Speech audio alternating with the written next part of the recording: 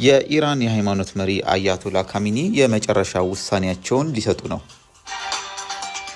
ፔንታጎንም ስለ ጥቃቶቹና እንዴት እንደተፈጸመ ዝርዝር ማብራሪያ ሰጥቷል። በቀጣይ በስፋት የምናየው ይሆናል። ተከታተሉ። በዕለቱ የተካሄዱትን አበይት ዜናዎች እናቀርብላችኋለን። አዳዲስ መረጃ እንዲደርሳችሁ ሰብስክራይብ ማድረግ እንዳትረሱ። ወደ ዜናዎቹ እናልፋለን። አሜሪካ በኢራን ላይ አውዳሚ ጥቃት አደርጋለሁ፣ ኢራንም እንደጠፋች ትቁጠረው በማለት በውጭ ጉዳይ ሚኒስትሯ በኩል ጄደን ሻንስ በኩል ትዕዛዟን አስተላልፋለች።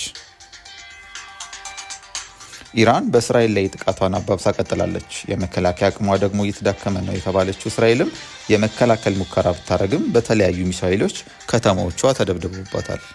እንዲህም ሆኖ እስራኤል በኢራን ዋና ከተማ ቴህራንን በመደብደብ ቀጥላለች። ጥቃቱንም እንደማታቆም ነው የገለጸችው። ፔንታጎንም ስለ ጥቃቶቹ እንዴት እንደተፈጸመ ዝርዝር ማብራሪያ ሰጥቷል።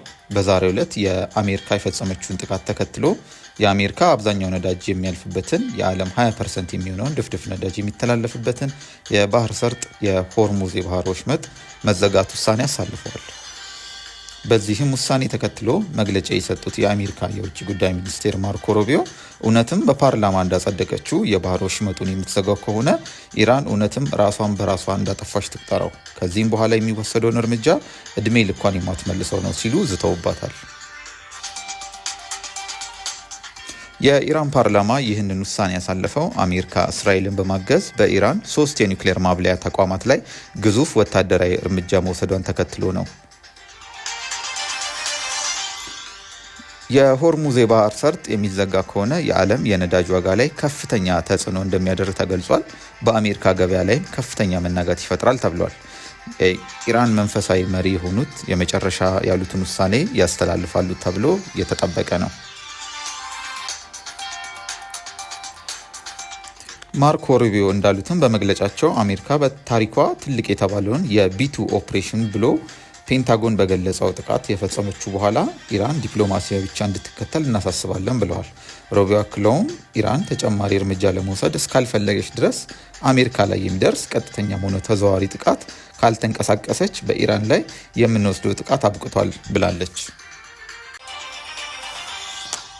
ቴህራንም ቀደም ሲል አሜሪካ በሁለቱ ሀገራት ግጭት ውስጥ ጣልቃ የምትገባ ከሆነ በመካከለኛው ምስራቅ የሚገኙ የአሜሪካ የጦር ሰፈሮች ላይ ጥቃት እንደምታደርስ አስታውቃለች።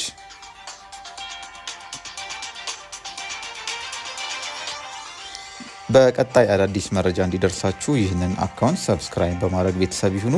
በቀጣይ ኢራንና እስራኤል እንዴት ወደዚህ ጦርነት እንደገቡ የሚያጋጫቸውንና ያልተስማሙበትን ምክንያት አሜሪካና የቀጠናው ሰላም መጠበቅ የሚፈልጉ የውጭ ኃይሎች እንዴት ተጽዕኖ እንዳደረጉ የሚያስረዳ ቪዲዮ የምንለቅላችሁ ይሆናል። አዳዲስ ቪዲዮ እንዲደርሳችሁ የደወል ምልክቱን በመጫን አዳዲስና ፈጣን መረጃዎች እንዲደርሳችሁ የዘውትር ሚዲያን ይቀላቀሉ። እናመሰግናለን።